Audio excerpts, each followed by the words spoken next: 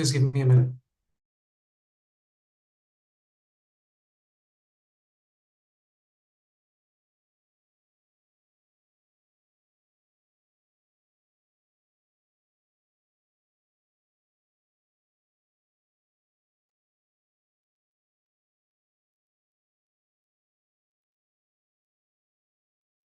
Okay, we have 39 people, so we'll just give it Rahul a few more minutes, okay?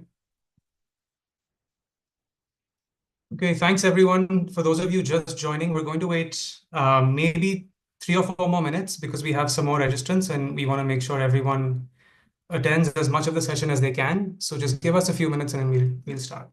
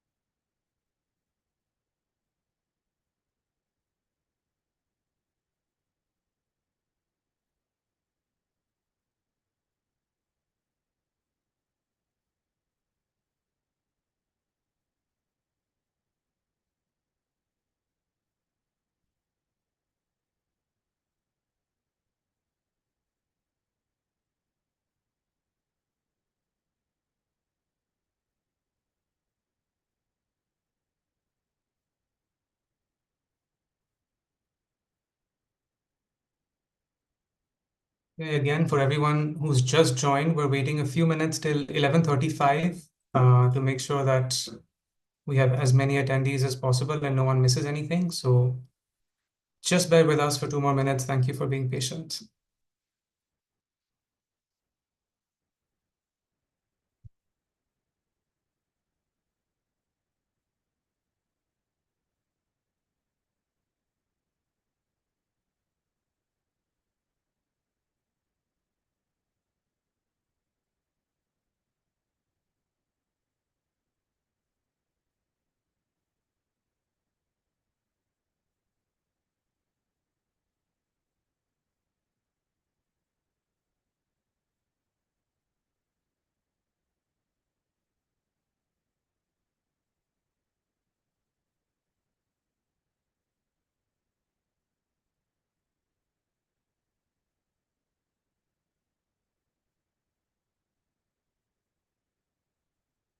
Sharon, give me a minute, okay?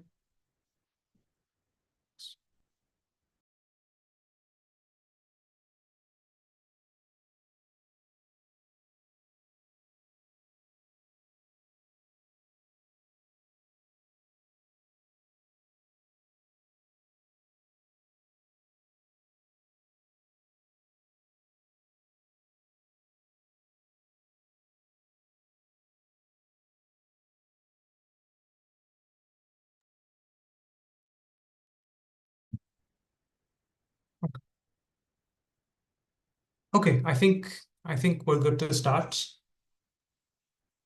Rahul, you ready? Yep, ready. Okay. Thank you. Hi, everyone. Good morning and a very happy new year to you and your families. Thank you so much for joining us on this Saturday morning during the winter holiday season. You could have been anywhere doing anything, but you've chosen to be with us and chat about college admissions. And I'm very grateful for that. And Rahul and I will try and make sure we make it worth your while. Okay. So my name is Arnav. I am a counselor with the Red Pen. I've been with the company for about 7 years now. I went to school in Delhi and then I got a degree in mathematics from a liberal arts college in the US. And that's as close as I personally ever got to engineering or computer science. I started working in the college consulting space right after I graduated in about 2012.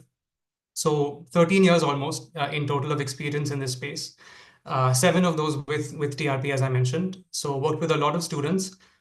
When I joined the company, the team was a bit smaller. We didn't have that many people with backgrounds in STEM. So having had that math background, I was just sort of by default assigned to work with kids who wanted to do engineering and computer science.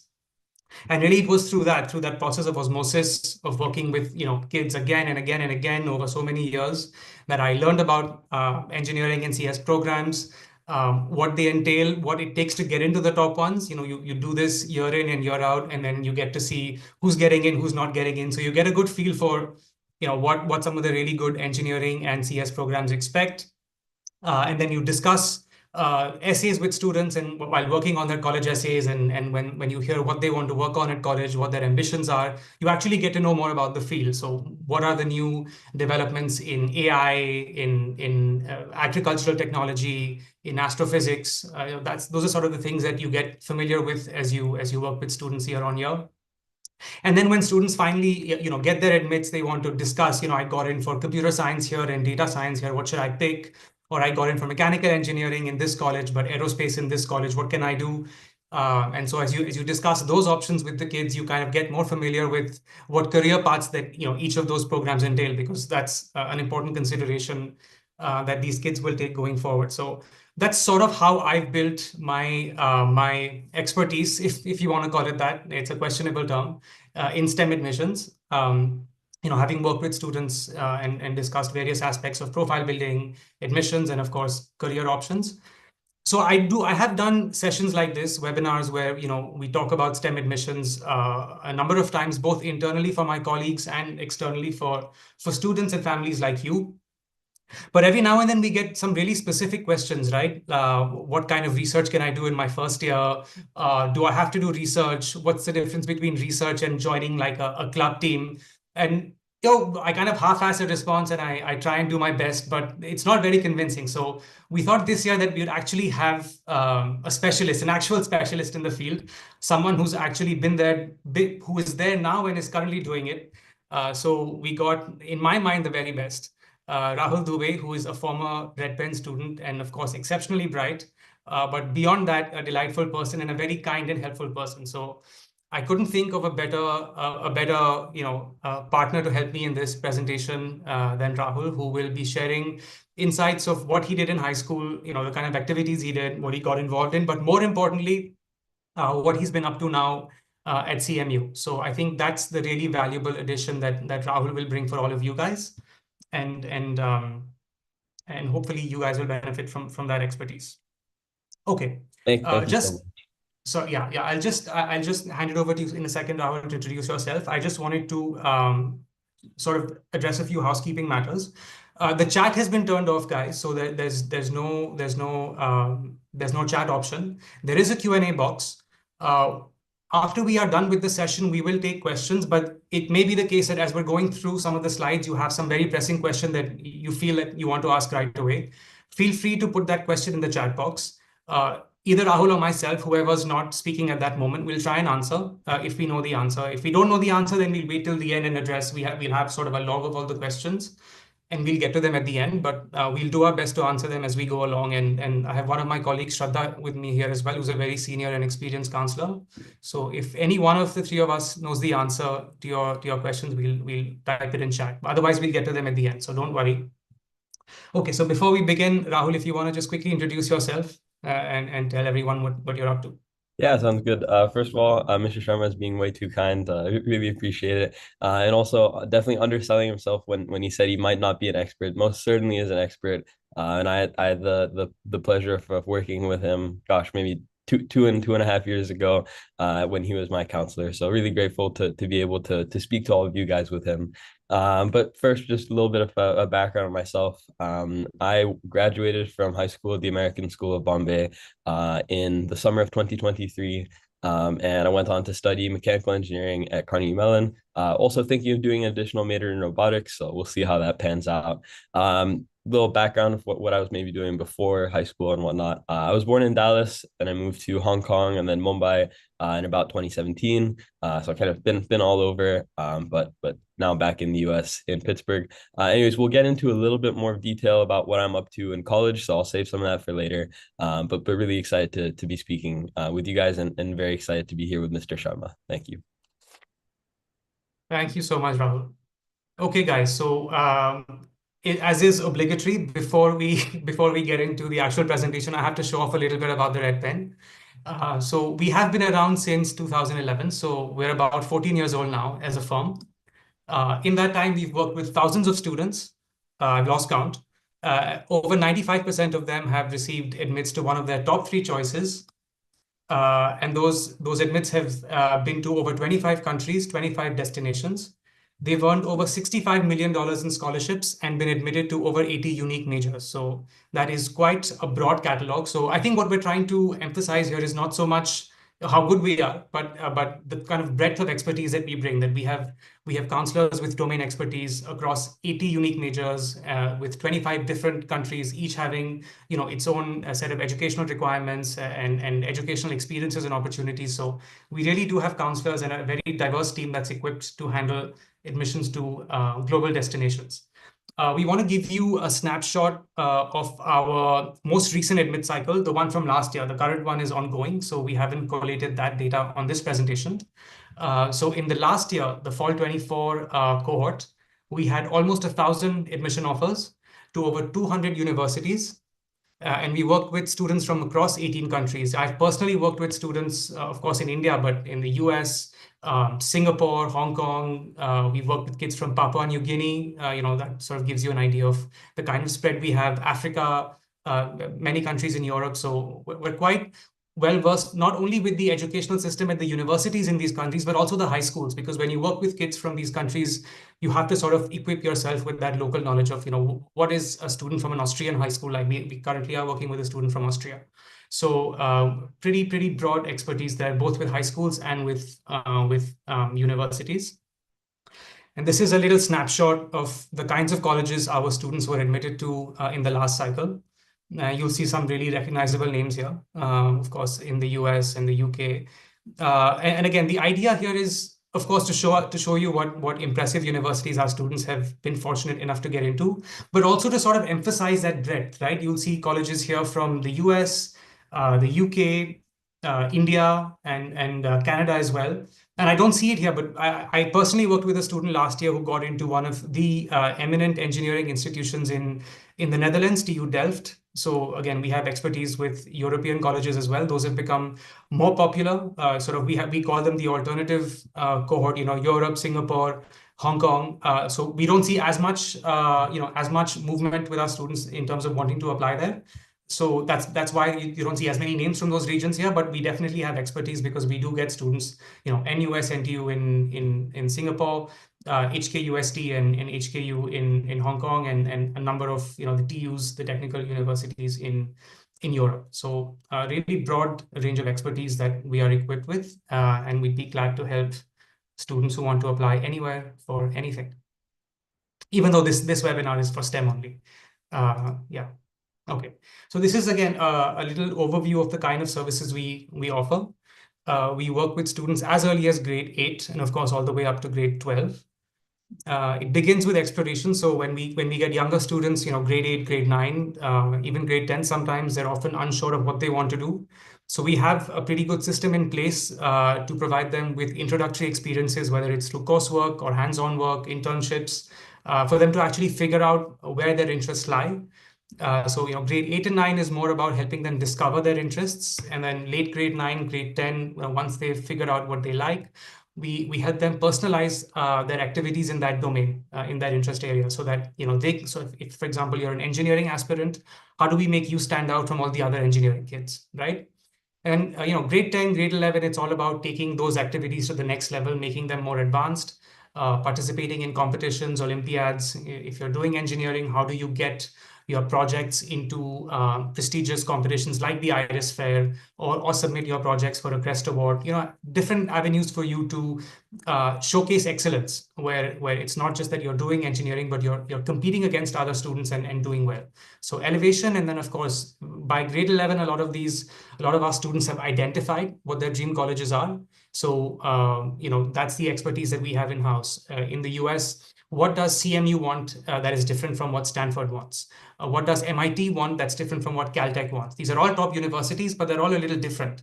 And when you're dealing with universities that have admit rates in the low single digits, like we're now seeing 2%, 3%, 4%, we have to split hairs. So that every little minute detail counts, right? So like I said, how is CMU different from Stanford? And then once we've identified what the students' dream destinations are, that last stretch of profile building in class 11 is about curating their activities, both the academic activities and the non-academic ones towards that particular university.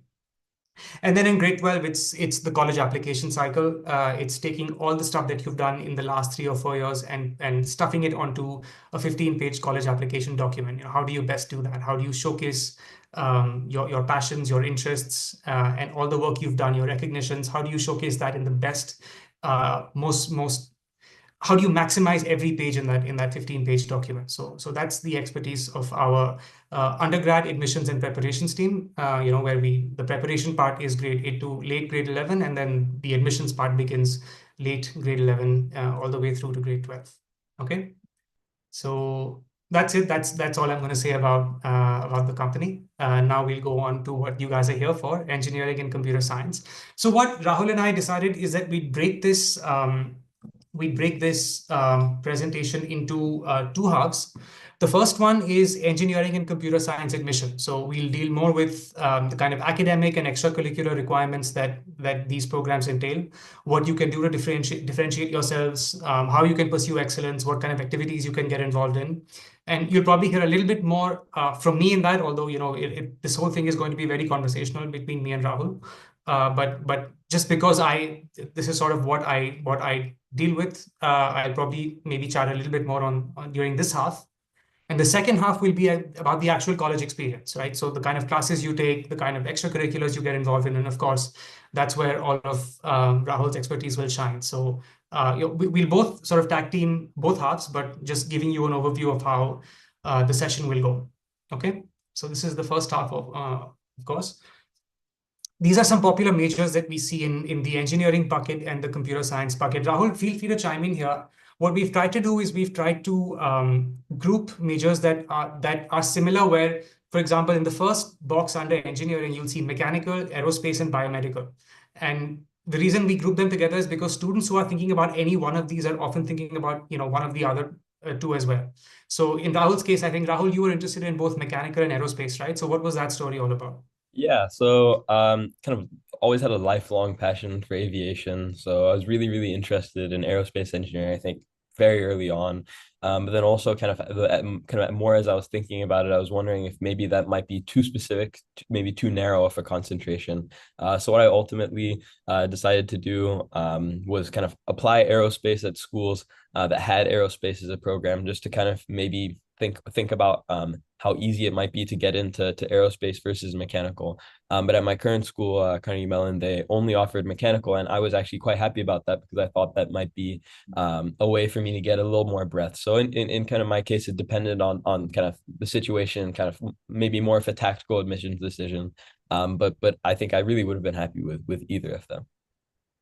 Fantastic. Yeah, absolutely, Rahul. I think I've worked with so many kids now. By the way, in engineering, mechanical is the most popular and the most competitive major to get into for engineering. It's the most popular because I think it's the most foundational. You can really start with mechanical and then probably specialize in a number of other domains, including aerospace and biomedical later on. So a lot of students choose that. there are students like Rahul who come through and say, okay, I love aerospace, but I still want to do mechanical because I think it'll just afford me a breadth of options when I'm done. My mind might change after 4 years of college. I may want to do something else. So I don't want to limit myself into aerospace. I'd rather do the broader major. But there are also some who come in and say, no, aerospace is what I want to do. I know I want to work in aviation or spacecraft technology. So it's aerospace from day one. So we definitely have those conversations with our engineering aspirants early on. And again, you'll see some of the other groupings, electrical and computer engineering, very closely related. At most colleges, it's one major. It's called ECE, electrical and computer engineering. Civil and architecture, closely related. Probably the least popular of the four engineering buckets that we have here. And then chemical material science and environmental engineering. Probably the second, that would be the order of popularity. Mechanical first, then electrical, then chemical, and then civil. So not exactly in the order of this box, but you get the idea. And so the one on the right is actually more interesting because when I joined, I don't recall a single major other than computer science. It was all sort of just the computer science major. And then, of course, colleges offered specializations within the major. But just in the time that I've been at the Red Pen, the popularity of CS has exploded so much. I think our computer science, the number of students we deal with who, as a percentage, that want to pursue computer science has probably tripled in the years that I've been here. So as you can imagine, it's not possible for colleges to meet that kind of demand. So in order to actually meet as much demand as possible, but not dilute the computer science, the quality of the computer science major, a lot of these colleges have created adjacent majors like data science, like AI, like information science that students can apply to. So CS typically remains the most competitive. I think Rahul's university, CMU, it might be that might be an exception to the rule. AI is a major you can apply to there that is probably even more competitive than their already very competitive CS program. But usually at a lot of colleges, the pure CS major is the most competitive. And now we're actually seeing colleges that offer blended computer science programs. So you can study computer science in conjunction with economics. So not as two separate streams, but as one combined stream. So CS plus economics, CS plus physics, CS plus agricultural science, CS plus astronomy. There are so many combinations now that you can do with CS. The pure CS program remains the most selective and the most difficult to get into, but the career opportunities and sort of the upward potential afforded by the other adjacent programs is just as strong. So employers don't care whether you did CS or data science or AI or one of those CS plus X majors. As long as you're in that broad CS umbrella, you are golden in the US, which is why I'll, so many students. Go ahead, Rahul. Yeah. I'll just chime in real quick. I think another major in the computer science bucket I'm seeing, at least at CMU, and what I'm hearing from friends at other schools is robotics. Just robotics as a major. So my year at CMU is the first year. A bachelor's of science in robotics is attainable as a degree, and that's offered through the School of Computer Science. So that's another really exciting possible major for you guys to think about. Well, Rahul, that's interesting because I mean, I've researched this at other colleges, not at CMU. I wasn't aware that they had started it this year. But at most colleges, robotics is offered under the engineering. I would associate robotics with hardware. So it's interesting that CMU does it in the School of Computer Science. Yeah. And I also kind of going into college really had a similar association, but at least in CMU's curriculum, it's a lot of like computer programming when it comes to like computer vision or path planning and really making these real robots be able to kind of think for themselves. So yeah. Okay, excellent. Yeah, so I think a lot of our students are involved in robotics in high school, FTC, FRC, WRO. So I think for those of you who are doing robotics, this is some very interesting insight. And of course, as all of you know, as I know, having worked with these kids, robotics is sort of catch-all. There's mechanical, there's electrical, there's definitely computer science. So I guess it depends what area of robotics work you've enjoyed the most. Okay. Subjects. So this is actually a pretty easy slide because you'll see the exact same subjects across all of the curricula that we have. Physics, chem, and math, guys. If you want to do engineering and computer science, physics and math are the most applicable, but having PCM is the most rigorous subject selection for high school. And when you apply with, let's say, physics, economics, and math, right, instead of chemistry, if you've not taken chemistry because you want to do computer science where there's no chemistry involved, right? Or you want to do mechanical engineering where there's probably no chemistry involved. The issue is that chemistry is considered more difficult than economics. And if you are applying with physics, economics, and math, and everybody else is doing physics, chemistry, and math, you are by default a weaker applicant. So this is a conversation we have with our students early on, in some way and 12 subjects, is that if you're academically strong, that's another important thing. We don't want to take difficult subjects and do poorly, but if you're academically strong, you definitely want to look at physics, chem, and math, having all three of them at the highest possible level. So if you're an IB, physics, chem, math, and if you're any of these other curricula, then physics, chem, and math. And there's no distinction of levels in the other ones. Yeah, we'll get to. Thank you, Jayvant. I think you have a question. Feel free to type it in the box, and we'll definitely get to it as soon as possible. So yeah, we'll in every curriculum that you can be a part of, you definitely want physics, chemistry, and math if you want to be a competitive applicant for CS and engineering. And in those subjects, math is the most important.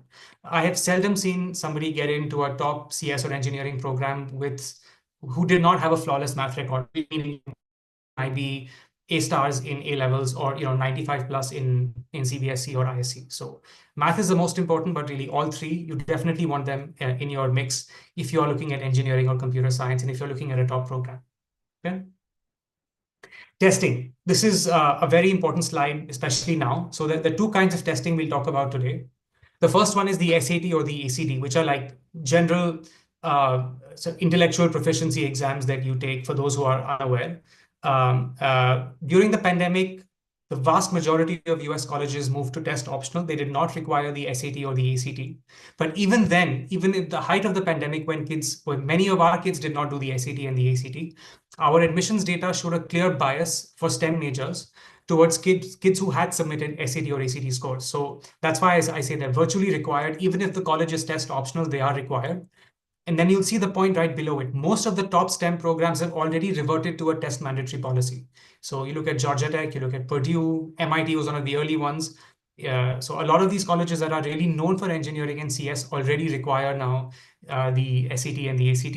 And if you want to be competitive for a top STEM program, for like one of the really good ones like CMU, MIT, Stanford, Princeton, you want to look at a score of 1540 plus in the SAT and a 35 plus in the ACT. Rahul, what was your SAT like when you were in high school?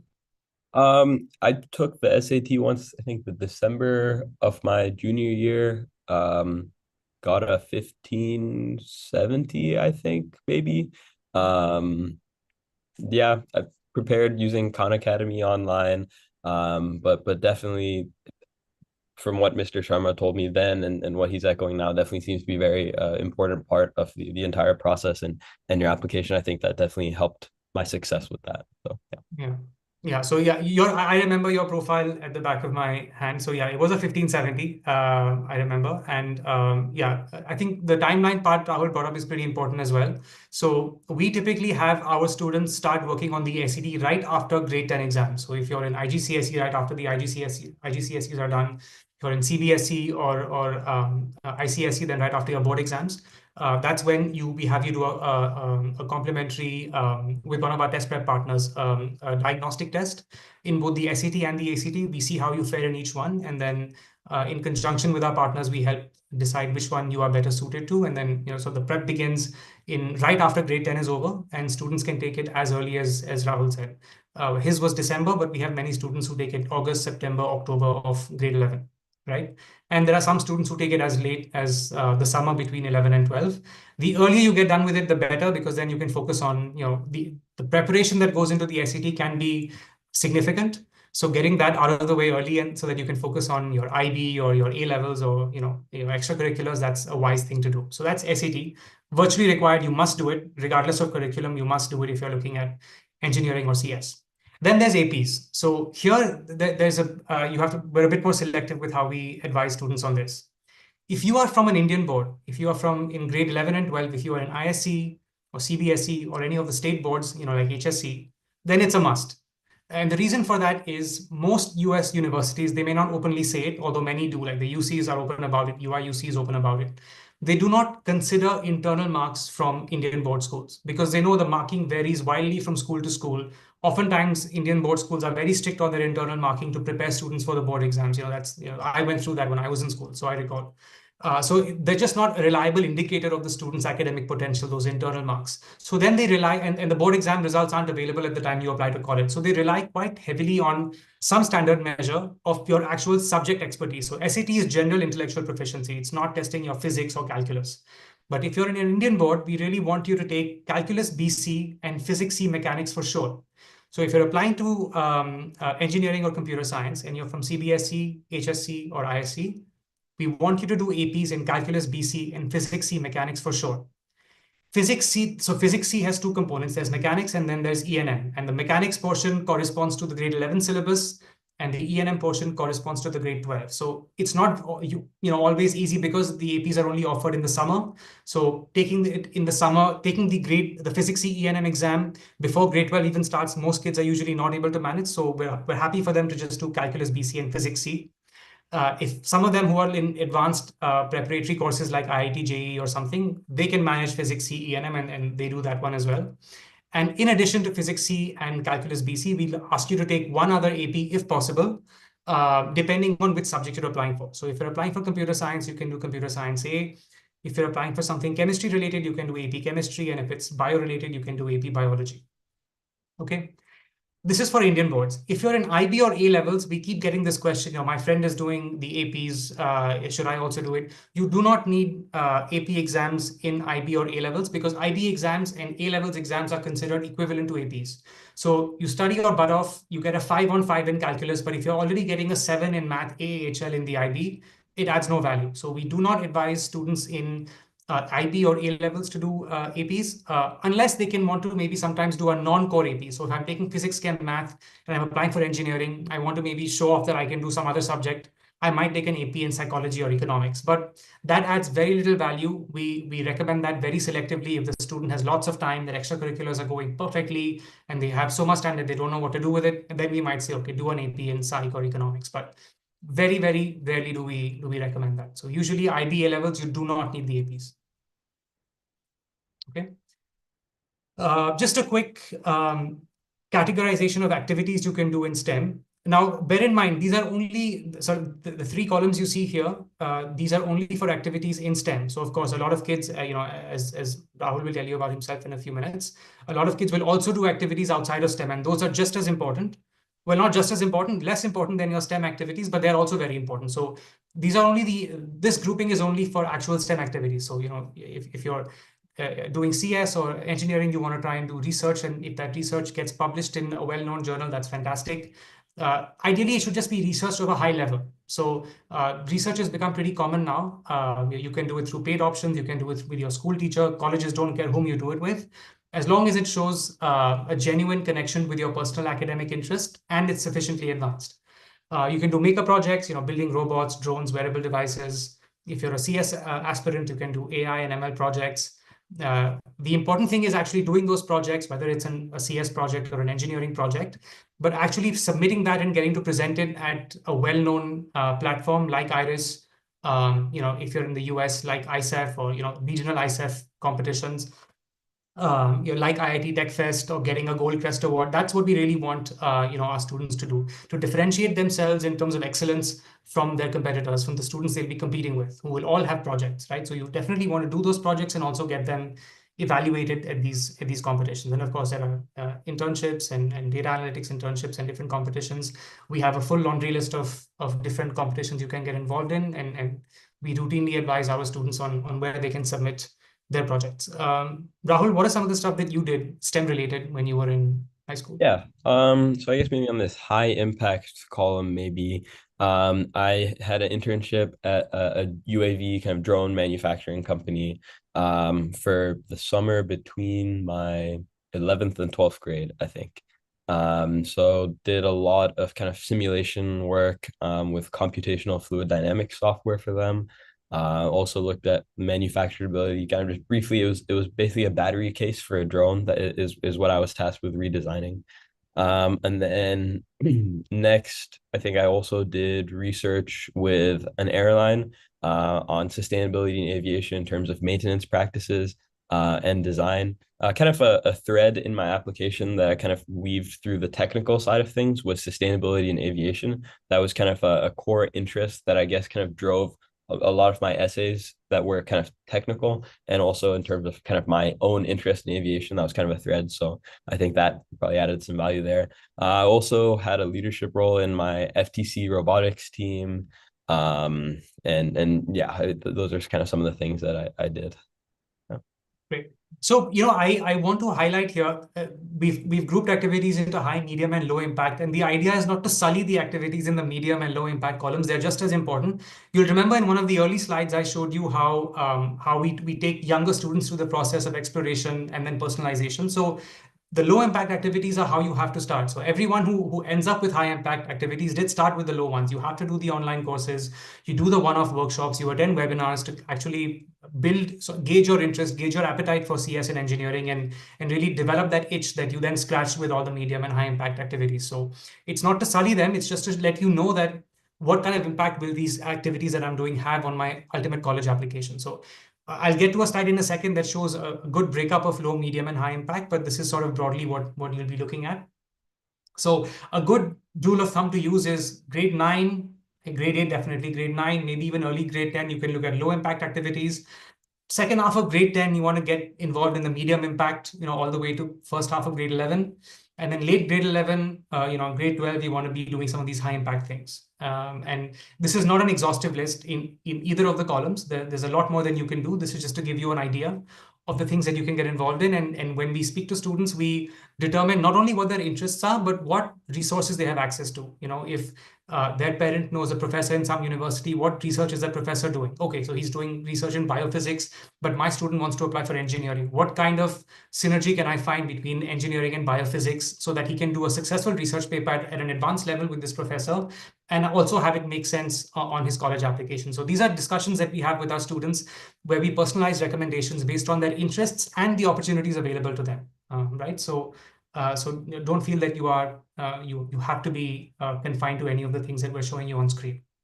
And this is the target mix of activities we look for. Now, the previous slide was STEM only. This is all activities taken together, right? So the Common App, which is the application platform that you will use for most US universities, allows you to enter 10 activities. So of those 10, we want 3 to 4 high impact, 3 to 4 medium impact, and depending on the balance we have left, 2 to 3 low impact, right? No one can doing more than 4 high impact activities is unrealistic. You don't have enough time between that and your curriculum to do like 5 or 6. So aim for 3 to 4. That's a good number to aim for. And remember, it's not just the STEM activities. You will be doing computer science. You will be doing community service. You might have non-academic hobbies in sports, in music, um, in theater. So you will have all those other interests that you'll want to pursue as well. So taken together, we want this kind of a breakup. And we don't have that listing of what's considered high, medium, and low impact in the other areas, but we definitely do have those conversations with our students. So Rahul said an interesting thing about weaving together this narrative of sustainability.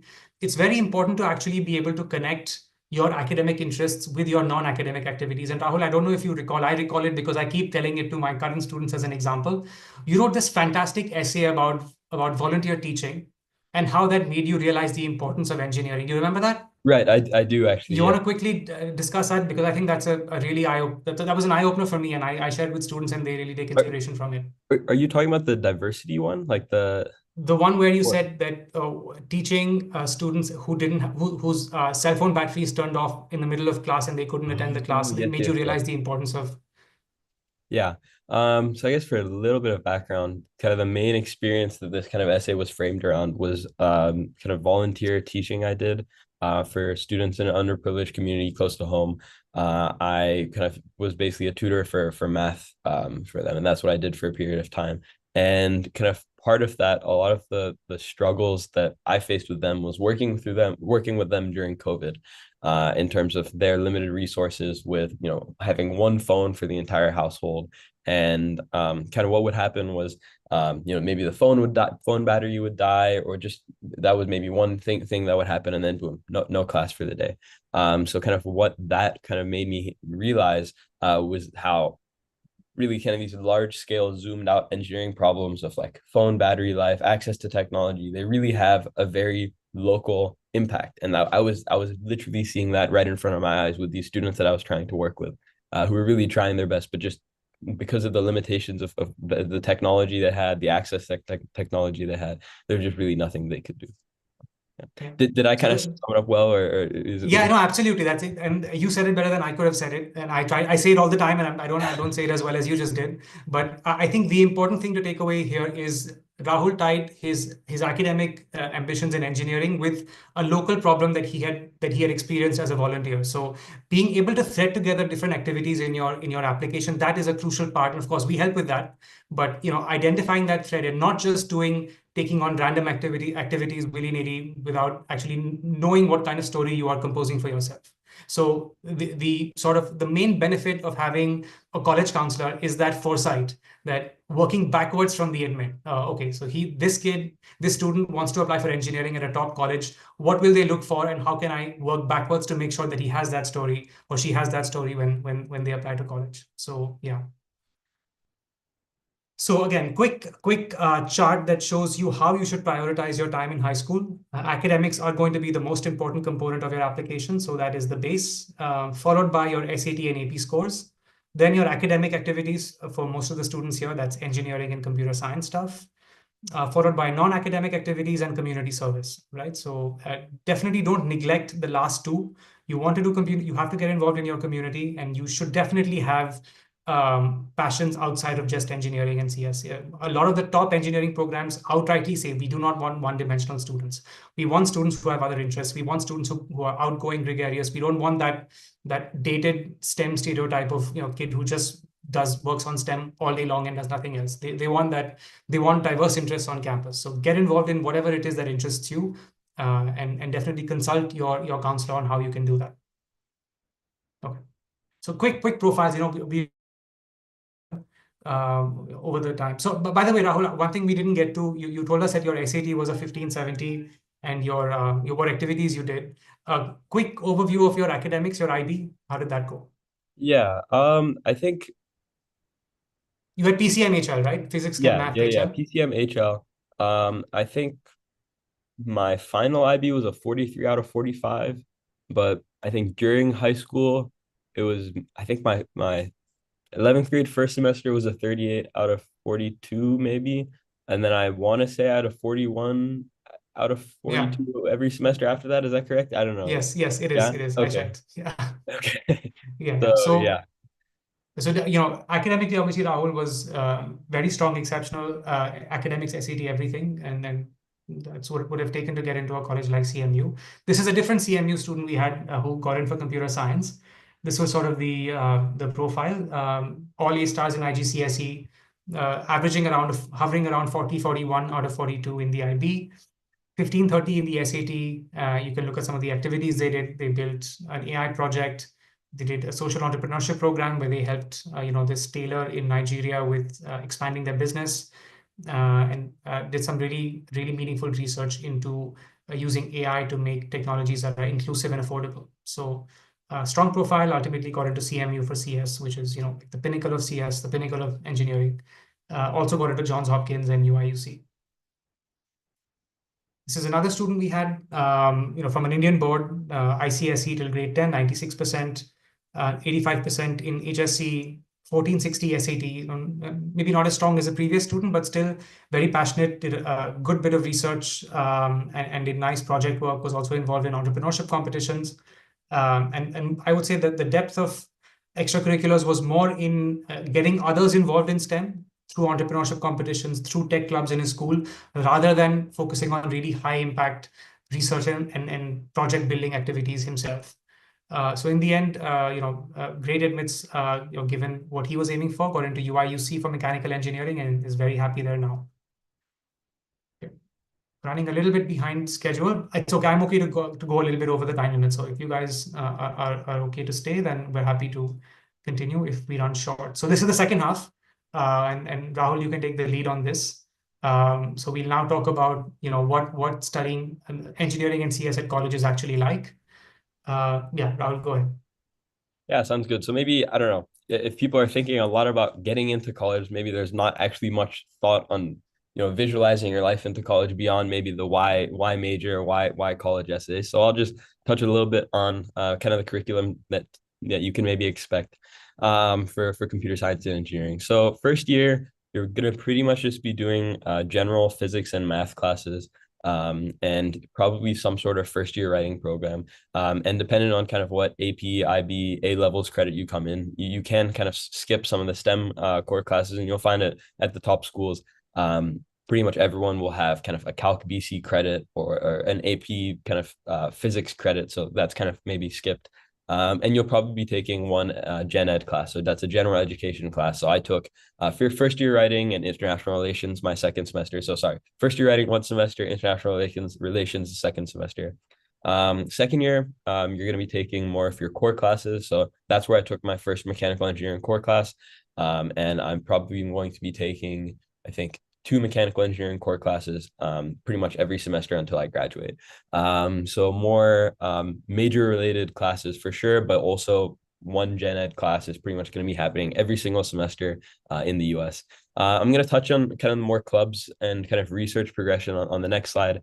Third and fourth year, so that's your junior and senior year, continuing kind of your more major core classes. So depending on kind of your engineering major, there's certain accreditation requirements. So you might not have too much choice in terms of what classes you take. I know for mechanical engineering, at least, you kind of just have to take these classes, this particular order, before you kind of start being able to get more choices with your technical electives. And that's kind of really what you open up to in your senior year and kind of late into your junior year is you get to take whatever classes you want to. And that's kind of when you also take your capstone class where you might work with a couple of your classmates and put on a project together. So yeah, kind of simultaneously, the career search is kind of happening throughout this. So your first year, you might be looking for maybe a research position over the summer, or maybe an internship position. Second year, where I am right now, trying to maybe lock down an internship for the summer. But really, kind of the general career advice most colleges have is by the time you enter your senior year, we want you to have at least one internship. So you're kind of trying to work through that with the view of getting a full-time job after you graduate. Can hop to the next slide. Yeah, so we just had we have some interesting classes, Rahul, that we wanted to share with our audience. Yeah. So I guess you can tell us a little bit about what a 3D printing and manufacturing processes class would entail. Yeah, so what we have at CMU is we have mini classes. So they're half a semester, sometimes even a quarter of semester, and they might talk about a particular fabrication technique. So I did a mini class on using a manual mill. So I maybe won't go into detail about what that is, but if you want to Google afterwards what a manual mill is or a lathe, and these are basically things where you can, you put in a block of metal and boom, like I've now made a phone like a phone stand. So that's something I actually did. Threaded pieces and whatnot to make a phone stand. And then 3D printing, obviously additive manufacturing is kind of a blanket term for that. Very exciting technology. So that's kind of something I've experienced with.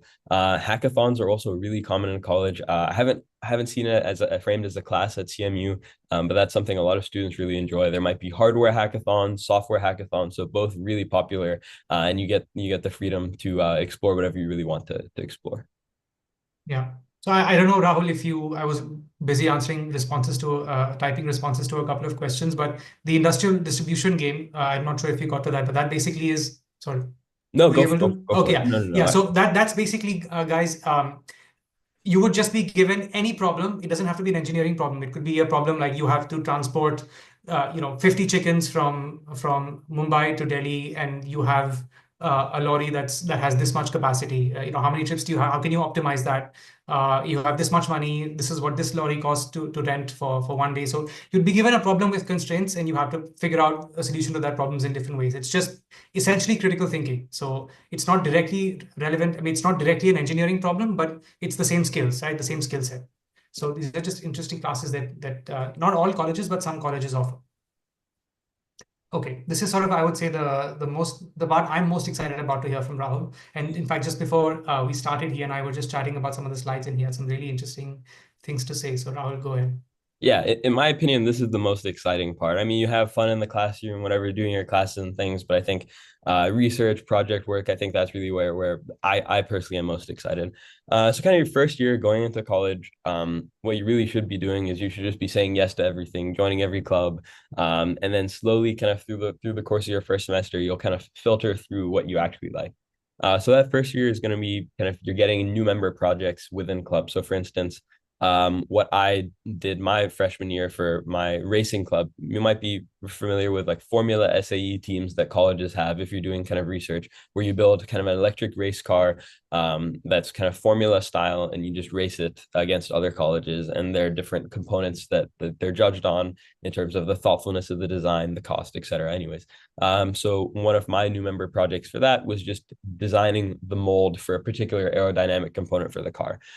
So these are going to be smaller projects where you still have ownership, but you're maybe not responsible for a whole lot. It's something that's just about something you can handle with a little bit of mentorship from the people that are older than you. And then kind of more on the research side, you might be applying to labs, talking to professors or grad students that work at labs, and you're probably just beginning some research work in labs. So second year, you'll be moving on to more leadership roles in clubs. So for instance, I'm now the lead for the nose cone and kind of the body aerodynamic components of the race car.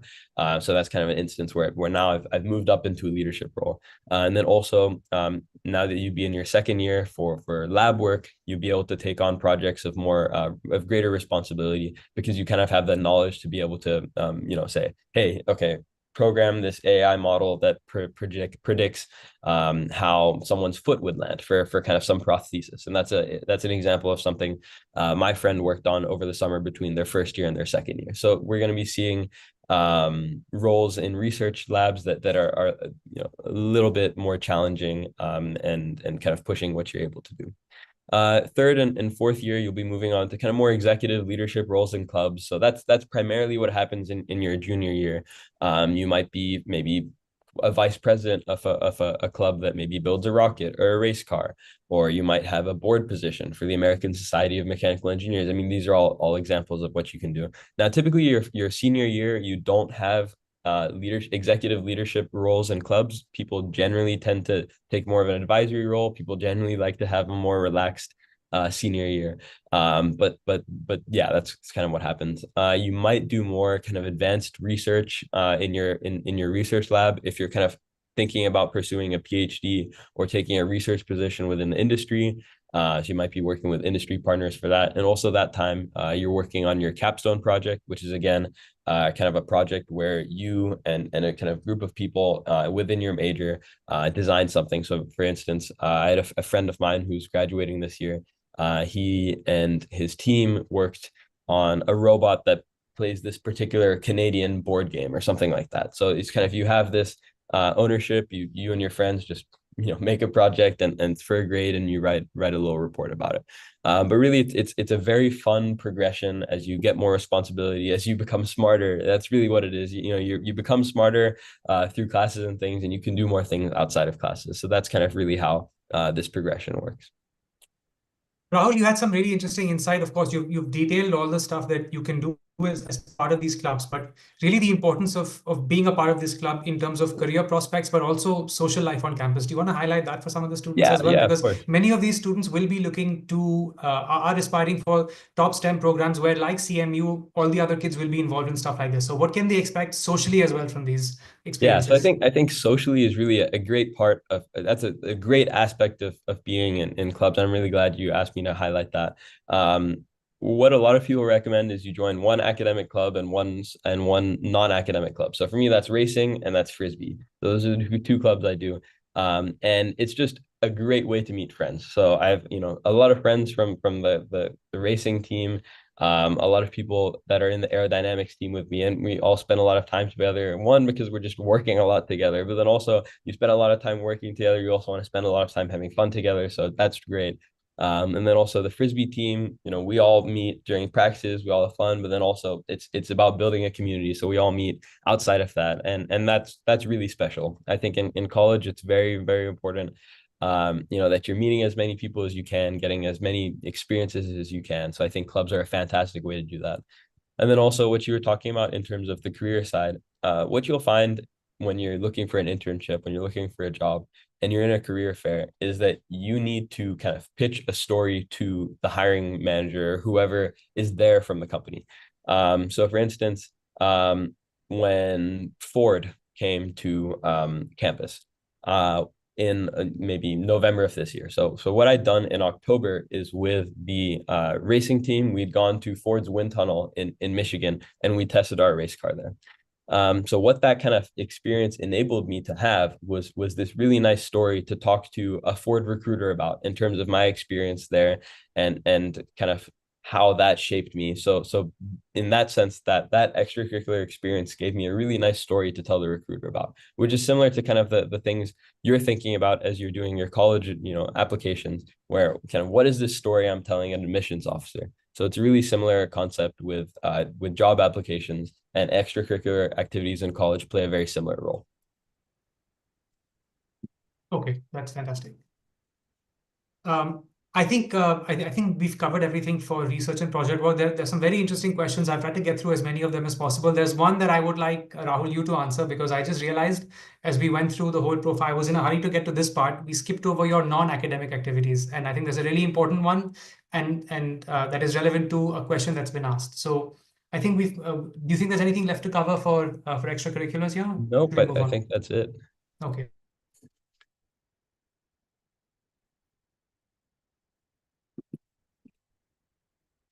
Guys, put your questions in the queue. I already highlighted this at the beginning of the session, so we don't really do.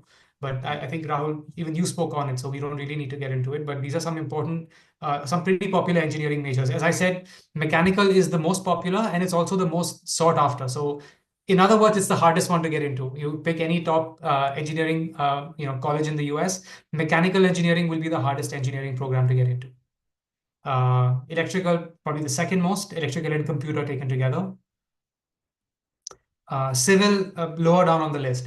I mean, we have a very small number of kids who apply for civil engineering.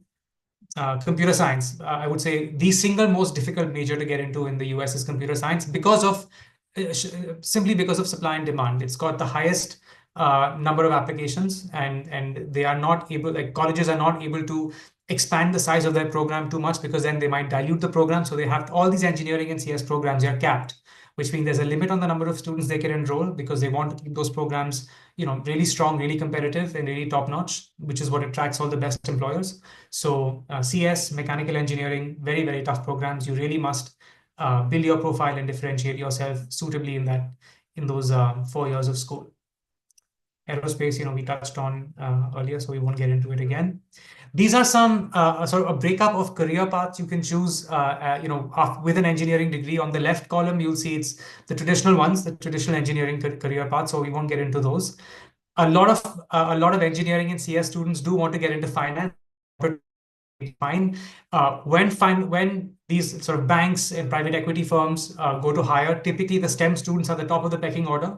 So you'd hire an engineer or a computer science student before you go for a business or economics student. So these are all the careers you can have, in that line: investment banking, quantitative trading, management consultant, McKinsey, Bain, BCG, actuary, risk analysis, private equity analyst, project manager, found a startup, you can be a quality control manager. And then the less common career paths chosen by engineering and CS students: research and professorship.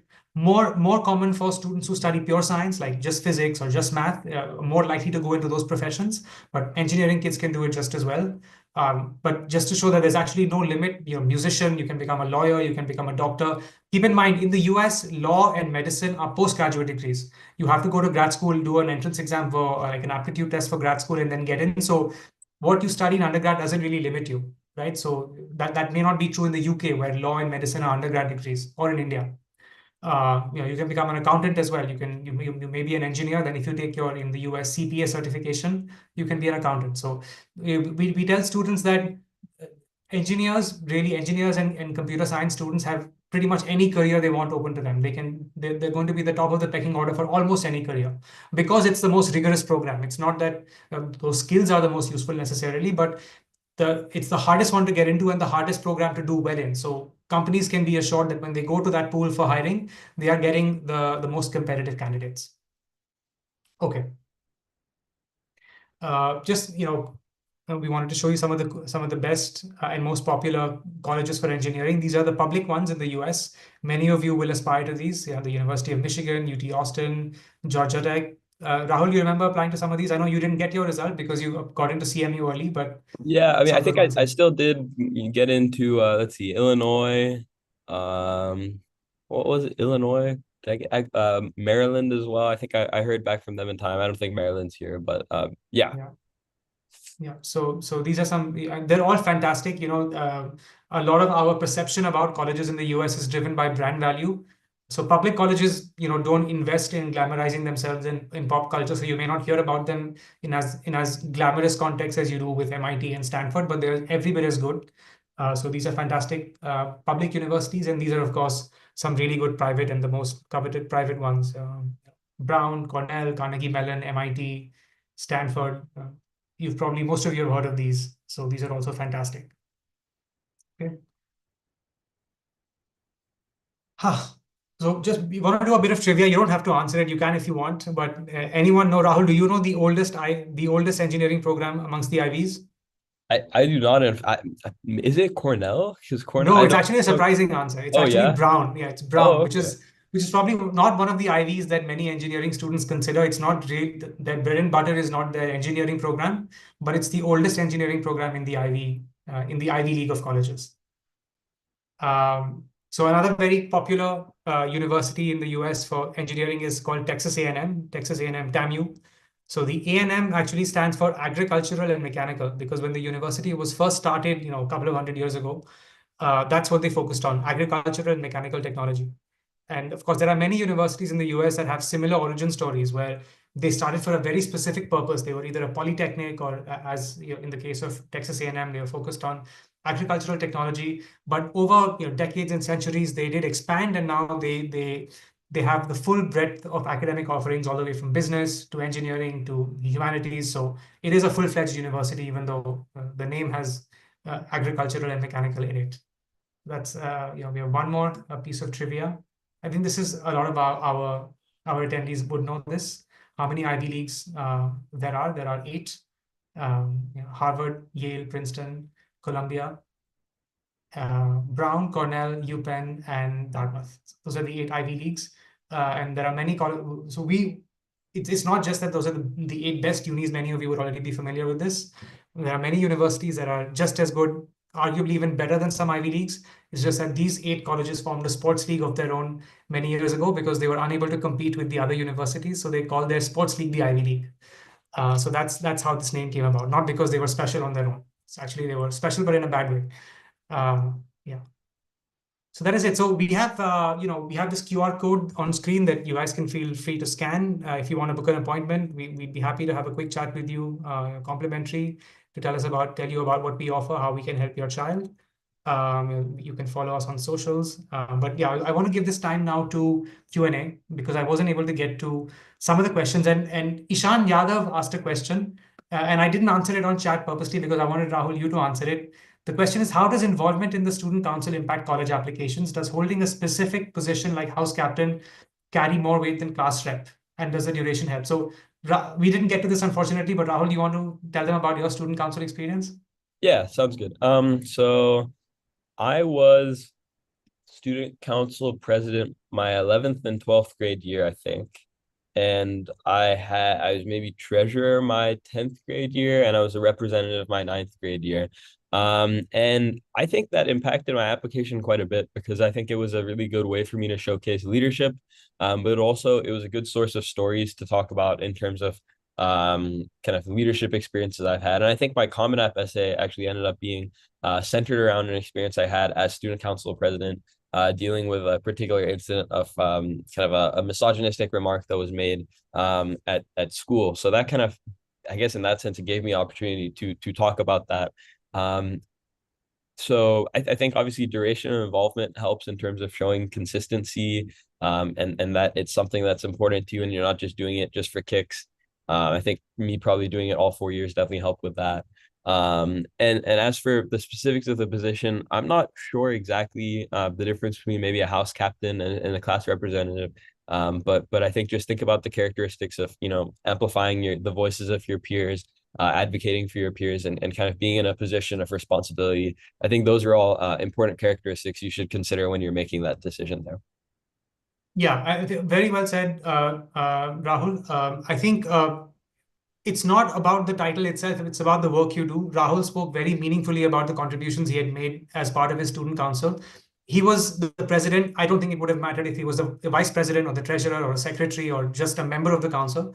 What mattered is the contributions he made and the initiative he took. So, uh, being elected to be a house captain, or being a sports captain, or being vice captain, or head boy, head girl, that's fantastic. It's really about what you do, because I've known students who have made a much bigger impact as house captain than other students have made as head boy or head girl.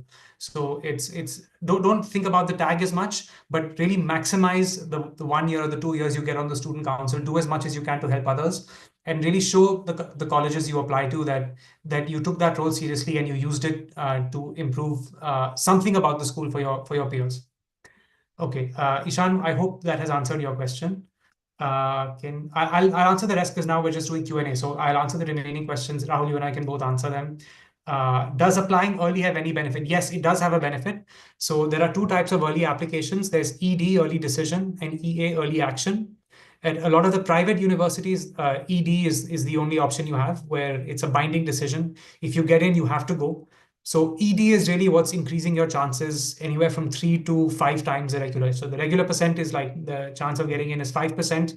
ED might be 20% or 25%. So applying early does have a benefit if it's ED. EA also has a benefit, especially at those public unis.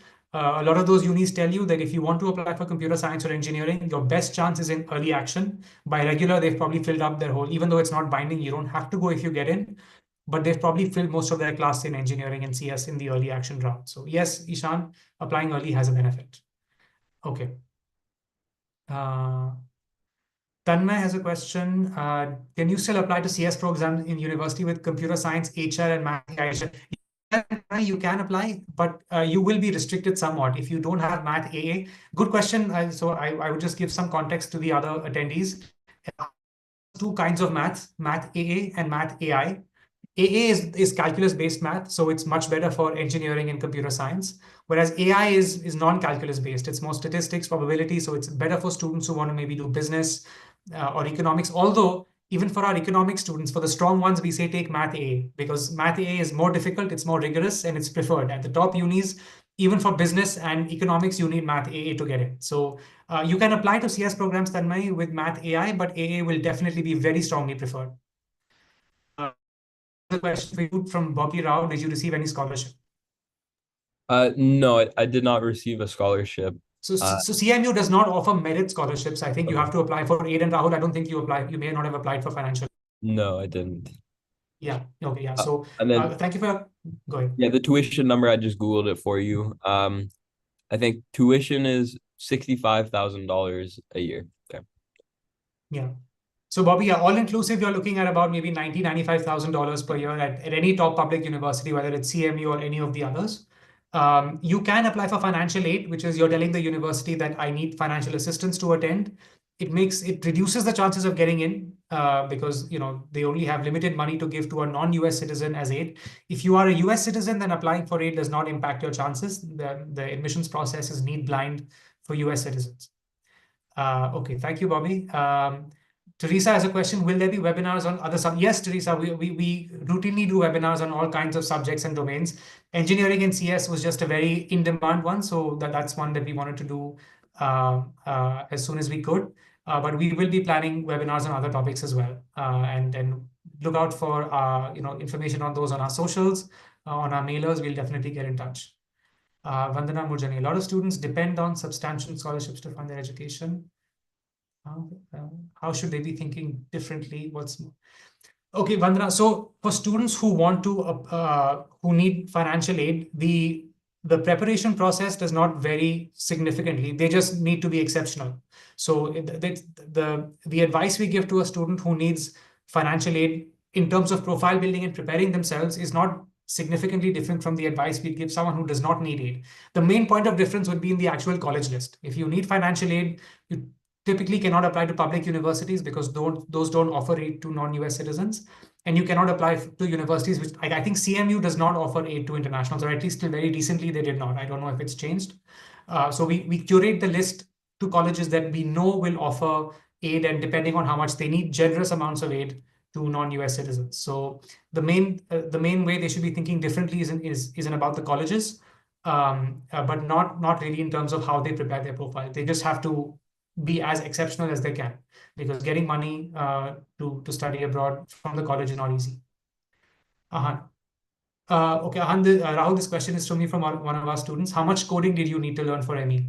So as far as kind of coding going into that into mechanical engineering, I don't think that was really important. I don't think I mean I took like two coding classes in high school, but I don't think that that was important or something that we really highlighted on my application. Is that right? We didn't highlight coding on my application. No. Yeah, but as far as kind of what's in the curriculum, at CMU, you have to take kind of one introductory computer science class, maybe what other schools would call their CS1 and 2. I don't think it goes much beyond what APCSA so, or the IB Chem, or excuse me, IBCS. So kind of that level of class. And then we also have to take a class called numerical methods that is in MATLAB. And that kind of, I think, goes into more detail about particular engineering applications, but I haven't taken that class, so I can't speak too much on that. Great. So a couple of you have asked if there will be a recording. Yes, there will be a recording. So we will be sharing a recording of this with everyone who registered. Aarti, Segal, a couple of people asked about APs as well. So as we mentioned earlier, APs are not required for IB students. So Vishank, the school of thought that the Red Pen subscribes to is that you do not need APs if you're in the IB.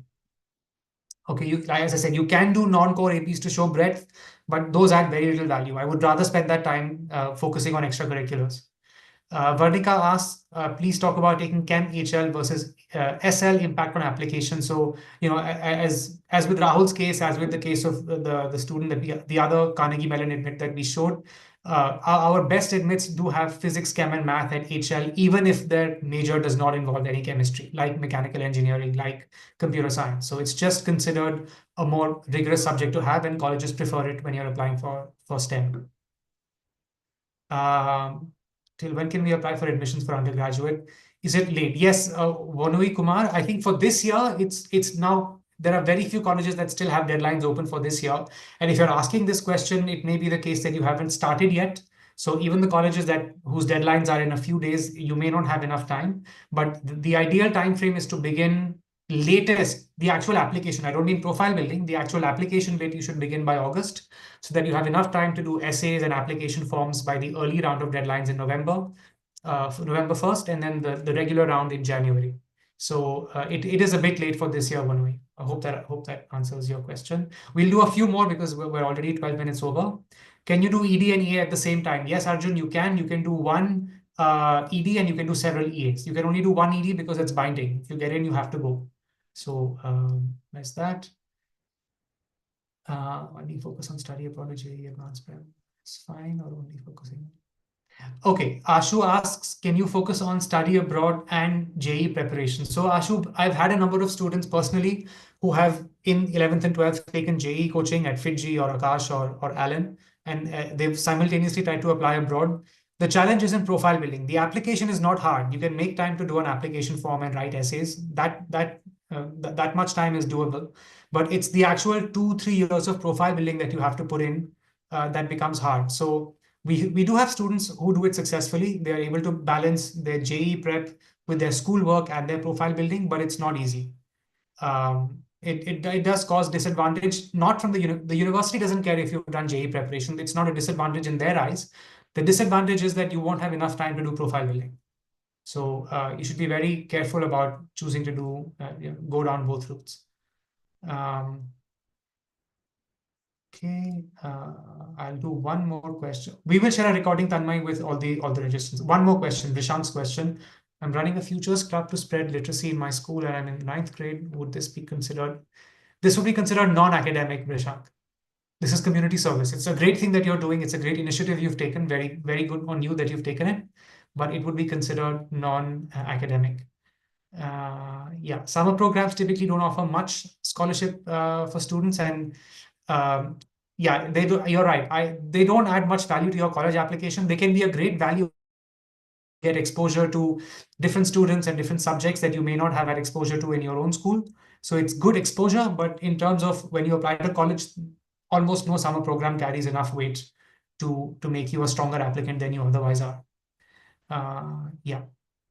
Okay, fantastic. Yes, Arjun, we'll send the recordings out. So thank you everyone for joining today. That's the end of the webinar. It was lovely having everyone here. And if you have any questions, please don't hesitate to get in touch with us. We'll be happy to help you. We'll offer a free consultation, a brief consultation to talk about how the Red Pen can assist you and your children. And we look forward to working with some of you. And the ones who are already working with us, thank you so much for joining, and hope to see some of you soon. Thank you so much, Rahul, finally. But Rahul, by the way, has been a great, obviously an exceptional student of TRP, but also a great friend to TRP since winding up with us. So this is the second time he's done this with us, and always immensely helpful to have you, Rahul. So thank you so much, and thank you to all the attendees once again. Always very happy to be here. Thank you so much. All right, bye.